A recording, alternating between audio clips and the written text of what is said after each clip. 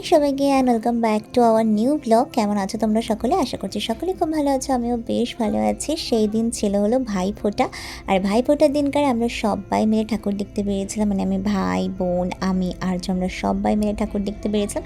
তো আমাদের প্ল্যানিংয়ে ছিল আমরা অনেক মজা করব, অনেক ঘুরবো, কিন্তু আমাদের সাথে আসা এই যে মহিলা একটুও হাঁটতে পারে না।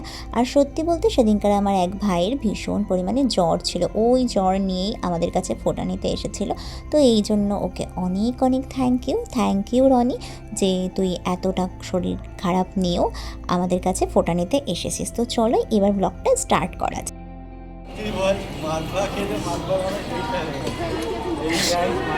একটা মালপা খাচ্ছি।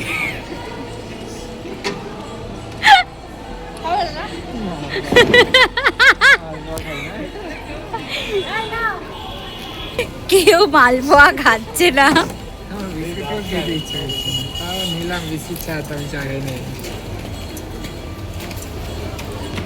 আমিও খাই না চা, বিস্কুট, মালপোয়া কিচ্ছু খাই না। আমি মালপোয়া খাই না।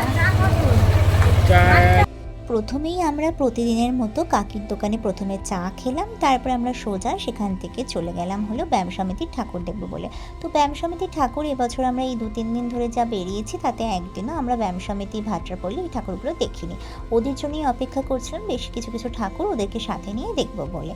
তো তারপরে আমরা যখন ব্যায়াম সমিতির দিকে আসলাম, চারিদিকে লাইটিং এত সুন্দর, চারিদিকে এই আলোর রোশনাই না, এই কালী পুজোর সময় যেন পুরো একটা অন্যরকম আমেজ থাকে এই বারাসাতের বুকে।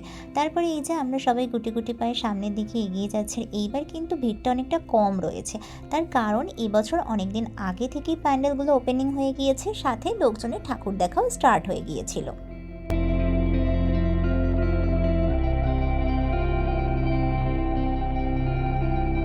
চারিদিকে সুন্দর আলোকসজ্জা দেখতে দেখতে আমরা সকলে মিলে চলে গিয়েছিলাম হলো প্যান্ডেলের ভিতরে। প্যান্ডেল আর কিছুটা গেলেই দেখতে পাবো, তো চলো তোমাদের সাথে একটু শেয়ার করি।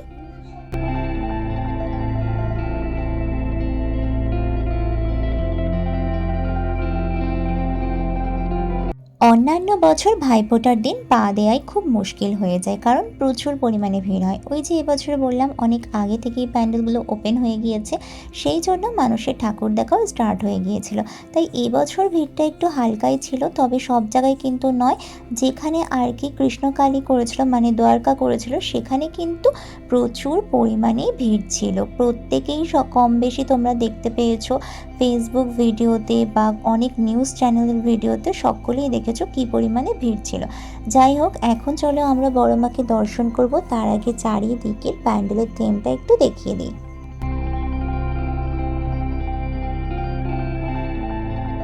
ব্যায়াম সমিতি কিন্তু প্রতি বছরই বড় মা এমনই করে, কারণ ওনাদের বড় মা এমনই হয়। আমি সেই ছোট্টটি থেকে দেখছি এমনই সুন্দর মায়ের মুখখানি। ব্যায়াম সমিতির ঠাকুর দেখে সুন্দর মতো ভিড়ের মধ্যে হাঁটতে হাঁটতে চলে যাচ্ছে হলো ভাট্রাপল্লীর দিকে। চলো এবার দেখি ভাট্রাপল্লী এবছর তাদের থিম কেমন সুন্দর করে করেছে।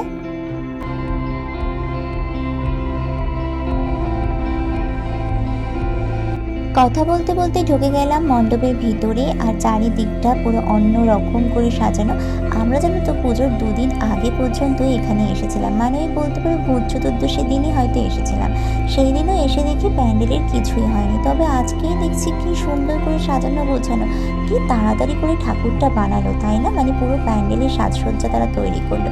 এনাদের জায়গাটা ছোট্ট, তারপরেও ওরা প্রতি বছর নিত্য নতুন সুন্দর করে থিম বানানোর চেষ্টা করে, যেটা মানুষের চোখের নজর কাড়ে। কিন্তু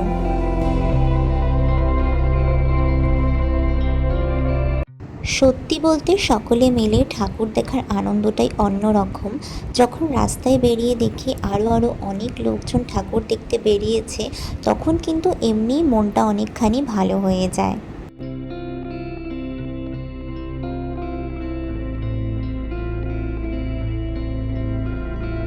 মা কি সুন্দর, তাই না? অপূর্ব সুন্দর লাগছে মা বাবার এই সুন্দর অভিনবত্ব একটা থিম। যাই হোক, সেখান থেকে ঠাকুর দেখে আমরা চলে গিয়েছিলাম অন্য আরও একটি ঠাকুর দেখতে।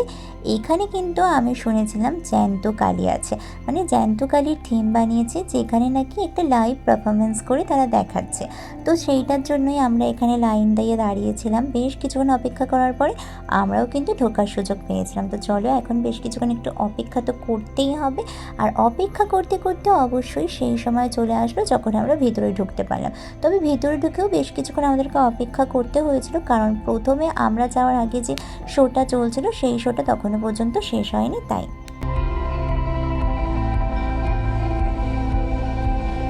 অবশেষে আমাদের লাইনটি ভিতরের দিকে এগোতে লাগে এবং এগোতে এগোতে আমরাও সেই জায়গা অবধি পৌঁছে যাই যেখানে আর কি শোটি শুরু হবে। আমাদের অপেক্ষা করতে হয় না, বেশ কিছুক্ষণের মধ্যেই কিন্তু একদম শো শুরু হয়ে গিয়েছিল এবং দেখতে ভীষণ ভীষণ ভীষণ ভালো লাগছিল। আমি এই রকম থিম বা এই রকমভাবে নৃত্য পরিবেশনা করে যে কিছু একটা অন্য রকমের কিছু করা যায়, এইটা আমি এত বছরেই প্রথম দেখলাম। আমার মনে আছে আমি যখন ছোট ছিলাম তখন একবার ঠিক এই জায়গাতেই সকলে বলেছিল জ্যান্ত কালী থিমে বানিয়েছে। তো মাঝে বেশ অনেক কটি বছর ওনাদের এই থিম পুজো বন্ধ ছিল, সেটা ওনারা, আমরা যখন ঠাকুর দেখতে গিয়েছিলাম তখন ওরা অ্যানাউন্সও করছিল। তো যাই হোক, এইবার আমার এই রকমের একটা কিছু দেখে ভীষণ ভালো লাগলো। আর সত্যি বলতে সবথেকে যেটা ভালো লেগেছে সেটা হলো যে এমন করে সেজেছে বলেই উল্টো পাল্টা উগ্র কিছু করছে সেরকম কিছু নয়, বা দেখে হাসি পাবে সেরকমও কিছু না। সত্যি বলতে এমন কিছু ওনারা পরিবেশন করে দেখাচ্ছে বা ওনাদের যে পারফরমেন্স ছিল সেটা সত্যিই সাধুবাদ জানানোর মতোই পারফরমেন্স ছিল। প্রত্যেকের ডান্স পারফরমেন্স ভীষণ ভালো লেগেছে, আমার ভীষণ ভালো লাগছে। আর নাচ তো আমার ভীষণ অন্তরের কাছের একটা জিনিস, যেটা দেখলে এমনি আমার মন ভালো হয়ে যায়। তো সব কিছু মিলিয়ে আমার তো এই থিমটা একদম one of the best theme বলে মনে হয়েছে, আমার কাছে খুব ভালো লেগেছে। এবছর বারাসাতের কালী পুজোতে এরকম অনেক থিম হয়েছে যেগুলো বেশ অন্য রকমের, বেশ সুন্দর। আর লাস্টে এই জায়গায় আর এখানে যে মা কালী সেজেছিলেন তার যে মুখের মিষ্টত্ব দেখো, জাস্ট ওনার পারফরমেন্স তো খুব ভালো ছিলই, সাথে ওনার এই যে মুখের মিষ্টত্বটা এত মিষ্টি ছিল, এত মিষ্টি ছিল বলবার মতো। আর যিনি মহাদেব ছিলেন তারও মুখটা পুরো মহাদেবের মতোই গোলগাল, খুব মিষ্টি, খুব ভালো লেগেছে। আমি এতদিন শুধু শুনতাম যে লোকের নাকি ঠাকুর দেখতে গিয়ে জুতো ছিঁড়ে যায়, জুতো হয়ে যায়। তো আমি একটু আগে একটা বাচ্চাকেও দেখেছি, তার জুতো ছিঁড়ে গেছে, সে জুতোর দোকানে বসে জুতো কিনছিল। হ্যাঁ, আমি আবার বললাম বাচ্চাটার জুতো নিশ্চয়ই ছিঁড়ে গেছে। ও মা, একটু আসতেই দেখি যে আমার জুতো,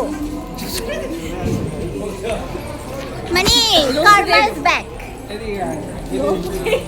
তারপরে জুতোটাকে কোনোভাবে জোড়াতালি দিয়ে আমরা চলে গিয়েছিলাম হলো শতদলের দিকে। শতদলের ভিতরে ঠাকুরটা ভাই বোনদেরকে নিয়ে একটু দেখালাম, তারপরে সেখানের মেলা থেকে ঘুরে একটু ঘুগনি টুগনি খেয়ে আমরা চলে গিয়েছিলাম বাড়িতে। তো এই ছিল আমার সেই দিনের একটা ছোট্ট মিনি ব্লগ। আশা করছি ভিডিওটা তোমাদের ভালো লাগবে।